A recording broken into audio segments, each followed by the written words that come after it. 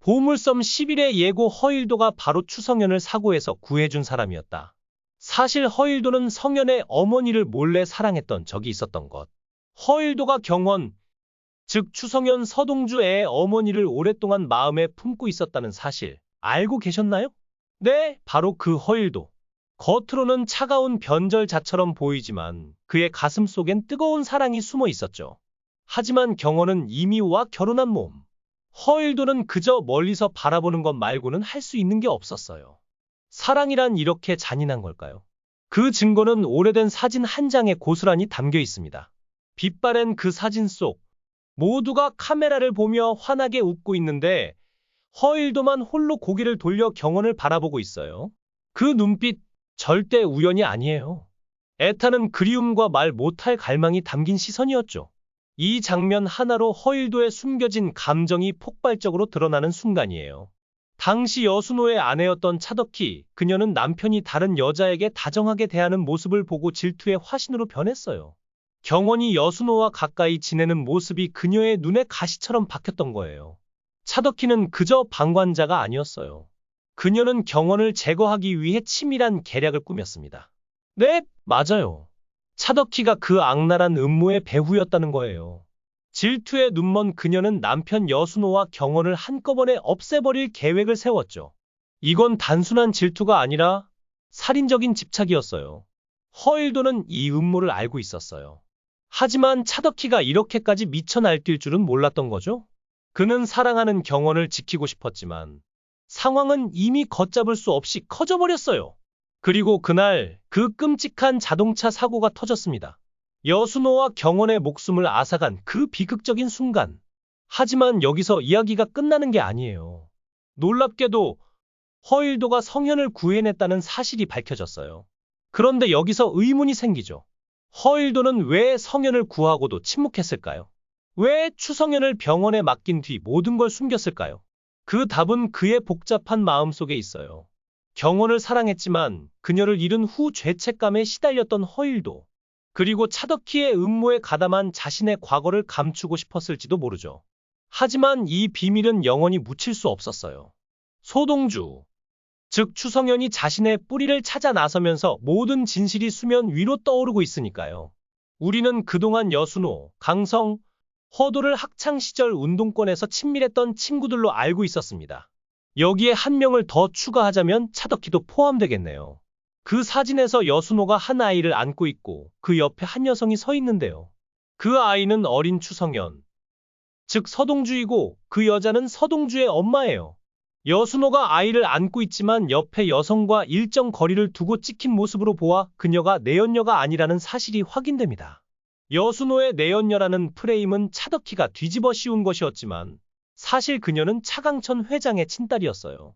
공정자의 행동은 마치 평생 노심초사하며 숨겨온 잘못이 결국 발각된 듯한 거대한 충격의 모습이었어요. 차덕희와 허도 역시 서동주의 어린 시절 여순호 사고와 연관이 있었지만 공정자처럼 극단적인 충격의 모습은 아니었죠. 이제 그 이유가 밝혀졌습니다. 공정자가 차강천 회장의 집사로 들어간 시점, 그리고 차강천의 부인 우성숙이 출산한 순간부터 모든 것이 시작되었어요. 공정자는 우성숙의 아이와 자신의 딸을 바꿔치기 했죠. 그리고 실제 차강천의 친딸은 여순호와 학생운동을 함께했던 추공식과 결혼했고 두 사람 사이에서 태어난 아이가 바로 서동주였습니다. 그래서 8회 방송에서 염장선이 차 안에서 서동주를 추성현이라고 부른 것이었죠. 염장선은 서동주의 아버지를 잘 알고 있었던 겁니다. 그 때문에 서동주는 고교 시절 럭비부에서부터 두각을 나타냈고 대산의 신입 사원으로 입사한 뒤에도 차강천 회장을 압박했던 거예요. 젊은 시절 공안 검사였던 염장선은 운동권 학생들을 조사하면서 무리한 짓을 많이 저질렀습니다. 그 과정에서 서동주의 아버지 추공십은 염장선에게 희생당했고 함께 고초를 겪던 허일도 추공십의 죽음을 목격한 뒤 결국 겁에 질려 염장선에게 굴복했어요. 그리고 학생운동 조직원들의 이름을 불어버린 거죠. 그렇게 아버지를 잃은 어린 성현은 엄마와 함께 살다가 엄마마저 세상을 떠나면서 추성현은 서동주라는 이름으로 입양 절차를 밟게 됩니다. 이 입양 과정도 정상적인 가정이 아닌 피마담이 자신의 가게에서 일하던 종업원의 성씨를 빌려 서동주로 바꾼 것에 불과했어요. 초등학교 입학 나이가 되자 성실을 빌려 호적에 올리고 학교에 다니게 된 거죠. 이 모든 과정을 피마담이 잘 알고 있었고요. 여순호와 그의 친구 강성 그리고 허일도 서동주의 아버지가 살아계실 때와 세상을 떠난 후의 어린 시절 서동주를 잘 알고 있었습니다. 학생운동 시절 여순호, 강성, 허도 그리고 서동주의 아버지 추공십은 친한 친구 사이였어요. 여기에 차덕희까지 포함하면 5명이죠. 염장선의 만행에 추공십이 희생되고 이를 목격한 허일도 겁에 질려 친구들의 이름을 발설하며 배신을 저질렀습니다. 그리고 시간이 흘러 서동주와 다시 얽히게 된 거예요. 그렇다면 서동주는 차강천의 외손자가 됩니다. 처음엔 아들로 추정했지만 모든 사건은 공정자와 학생운동 시절 친구들로 얽힌 과거에서 시작되었군요. 공정자가 명종이 말처럼 제 명대로 살다가 편안히 가고 싶다 는 소원을 품은 이유도 바로 여기에 있었어요. 저지른 죄가 너무 크기에 제 명대로라도 살다 갈 수 있다면 그나마 다행이라고 여긴 거죠. 한평생 돌이킬 수 없는 죄를 짊어진 사람들의 모습은 두 부류로 나뉘는데 공정자는 그나마 최소한의 양심을 가진 부류에 속한다고 볼 수 있겠네요. 염장선은 또 다른 부류에 속합니다. 자신의 행동을 합리화하는 데 능숙한 사람들이죠. 평범한 사람이 돌이킬 수 없는 잘못을 저질렀을 때 보이는 반응과 달리 이들은 모든 행동에 핑계와 명분을 붙입니다. 이 나라를 위해 그 정도 희생은 불가피하다. 내 모든 행위는 나라를 위한 것이다. 스위스 비자금도 나라 사랑을 위한 것. 나 역시 이 나라를 위한 희생자에 불과하다. 나도 불행한 사람이다. 같은 식으로 말이죠. 공안 검사 시절 잘못된 관행을 애국이라는 핑계로 정당화하며 온갖 악행을 저지르고도 스스로를 합리화하며 살아가는 염장선의 전형적인 모습입니다. 반면 공정자는 최소한의 양심이라도 남아있는지 차덕희를 다그치는 딸에게 단호하게 선을 그어요. 그래도 차덕희는 차강천 회장의 친딸인데 친딸도 아닌 내가 그렇게까지 못되게 굴 순 없어. 이 말에서 그녀의 갈등이 엿보이죠. 한편 허도 역시 아들 허태윤이 병원에서 서동주에게 제발 깨어나 달라고 간절히 애원하는 모습을 보고 망설입니다.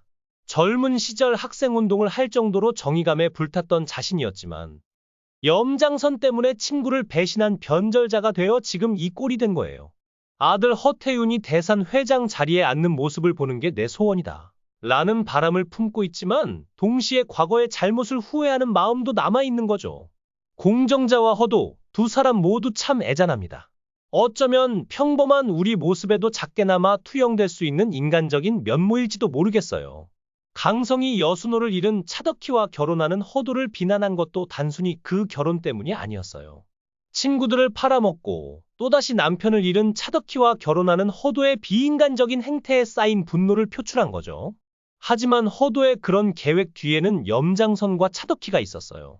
당시 사고로 이미 일이 저질러진 후 염장선의 지시대로 허도가 여순호의 자리를 차지한 겁니다. 병원에서 관리자에 깔려 위험했던 서동주를 구해줬던 허일도 그때 무슨 생각이었을까요? 아마도 허일도 이미 서동주가 공안 검사 염장선에게 희생된 친구 추공십의 아들 추성현이라는 사실을 알고 있었을 겁니다. 그 순간의 구원은 단순한 우연이 아니라 깊은 죄책감과 속죄의 마음이 얽힌 선택이었을지도 모르죠. 서동주의 아버지 희생에는 허도가 직접적인 책임이 없었더라도 여순호를 희생시킨 장본인은 허도 자신이었죠. 이제 서동주까지 희생시키면 나중에라도 두 친구를 어떻게 마주할 수 있을까요? 아이를 둔 부모라면 최소한의 양심마저 팔 수는 없어요. 허태윤이 눈에 밟히는 거죠. 방송 초반부터 지금까지 허도의 모습을 보면 늘 떳떳하지 못하고 눈치를 살피는 듯한 태도가 돋보입니다. 하지만 딱 2번 당당한 모습이 드러났죠. 첫 번째는 염장선에게 스위스 자금 2조 원 중 1조 원을 내놔 라고 요구했을 때, 두 번째는 병원에서 관리자가 염장선에게 밀려날 수 있다 고 말하는 순간 뺨을 때렸을 때예요. 그 순간 허도의 본심이 고스란히 드러났습니다.